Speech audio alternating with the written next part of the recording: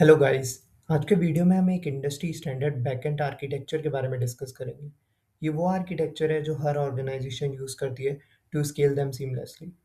आज हम देखेंगे कि कैसे एक परफेक्ट बैकएंड डेवलपर अपना सिस्टम डिज़ाइन करता है जो बिना क्रैश हुए मिलियंस ऑफ रिक्वेस्ट हैंडल कर सके। देखो, जब हम कोई भी लार्ज स्केल एप्लीकेशन बनाते हैं तो दो सबसे बड़े चैलेंजेस होते हैं। पहला चैलेंज परफॉर्मेंस। यूज़र ने रिक्वेस्ट भेजा और वो स्क्रीन देख के वेट कर रहा है रिस्पॉन्स के लिए। अगर बैकएंड में हैवी प्रोसेसिंग हो रही है, जैसे कॉम्प्लेक्स डेटाबेस क्वेरीज या हैवी कैलकुलेशंस, तो यूज़र को इमीडिएटली फीडबैक नहीं मिलता। और अगर फीडबैक नहीं मिलता तो यूज़र इम्पेशेंट होकर ऐप बंद कर देगा। सेकेंड चैलेंज होता है स्केलेबिलिटी।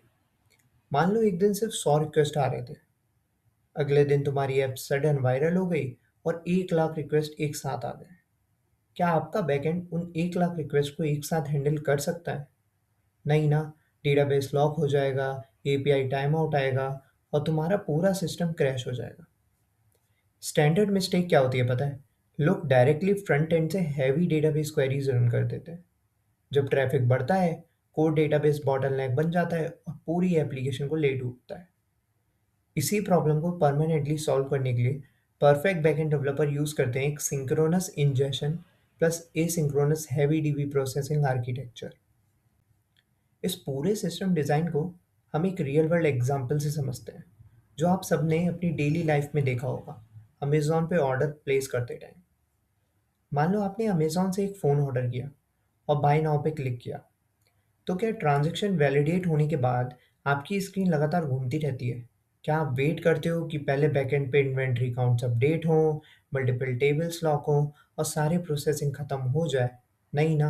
आपको विदिन 100 मिलीसेकंड्स स्क्रीन पर एक बड़ा सा ग्रीन टिक मार्क दिख जाता है, ऑर्डर प्लेस्ड। जो रियल हैवी कंप्यूटेशन काम है, जैसे बैकएंड इन्वेंटरी टेबल्स को अपडेट और लॉक करना, वो बैकएंड में बैकग्राउंड पर चल रहा होता है। और जब वो हैवी डेटाबेस प्रोसेसिंग पूरी तरह कंप्लीट हो जाती है, तब आपके पास आराम से सारी डिटेल्स के साथ एक कंफर्मेशन मेल आता है। अगर हम इस कॉम्प्लेक्स मैकेनिक्स को दो अलग अलग सिनेरियोज में ब्रेक डाउन करें, तो असली फ़र्क देखो। सिनेरियो वन, अगर सब कुछ सिंक्रोनस करते हैं, इसमें यूज़र को हर स्टेप के लिए रुकना पड़ता है। यूज़र ने बाय नाउ बटन क्लिक किया, रिक्वेस्ट एपीआई गेटवे पर आई और उसने लैम्डा को कॉल किया। लैम्डा तब तक वेट करता है जब तक कोर डीबी इंजन में हैवी राइट ट्रांजैक्शंस खत्म ना हो जाए। डीबी से कंफर्मेशन मिलता है कि ट्रांजैक्शन हो गया। अब लैम्डा AWS SES को ईमेल भेजने के लिए नेटवर्क कॉल करता है और वापस वेट करता है। AWS SES कंफर्म करता है कि मेल चला गया है। पूरे प्रोसेस में 5 सेकंड निकल जाते हैं। तब जाके रिस्पॉन्स वापस आता है। यूज़र की स्क्रीन 5 सेकंड तक फ्रीज रहती है, फिर जाके अनफ्रीज होती है। नॉर्मल डेज में शायद ये चल भी जाए, पर जब ग्रेट इंडियन फेस्टिवल जैसी सेल्स आएंगी और मिलियंस ऑफ रिक्वेस्ट एक साथ हिट करेंगे, तो हर सिंगल रिक्वेस्ट डेटाबेस थ्रेड को ब्लॉक करके बैठ जाएगा। इवेंचुअली कोड डेटाबेस चोक हो जाएगा, एपीआई टाइम आउट होने लगेंगे और पूरा एप्लीकेशन सर्वर सिस्टम क्रैश। दूसरा सिनेरियो है सिंक्रोनस प्लस एसिंक्रोनस अप्रोच, जिसमें यूज़र को तुरंत फीडबैक मिल जाता है और बाकी काम बैकग्राउंड में होता रहता है।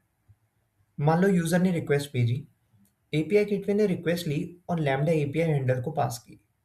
हैंडलर ने फटाफट रिक्वेस्ट वैलिडेट की। सिर्फ 100 ms के अंदर ही 202 एक्सेप्टेड का रिस्पॉन्स यूज़र को मिल गया। यूज़र को तुरंत ऑर्डर प्लेस वाली स्क्रीन दिख गई। उसी वक्त लैम्डा ने पेलोड को अमेजॉन एसक्यूएस बफर में डाल दिया। एसक्यूएस कंज्यूमर लैम्डा बैकग्राउंड में क्यू को पोल करता रहता है और काम उठाता रहता है। और हैवी वर्क के लिए consumer lambda core dB engine पर हैवी अपडेट और इन्वेंट्री लॉक करता रहता है। साथ ही AWS ऐसी इसका यूज़ करके रिसिप्ट और ट्रैकिंग मेल भेज देता है।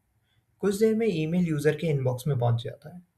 इस सिनेरियो में आपका यूज़र एक्सपीरियंस लाइटनिंग फास्ट रहता है और सिस्टम सडन स्पाइक्स पर कभी डाउन नहीं होता। तो ये है वो ज़ीरो डेटा लॉस ब्लूप्रिंट जो हाई स्किल टेक जियांस रियल लाइफ में डिप्लॉय करते हैं।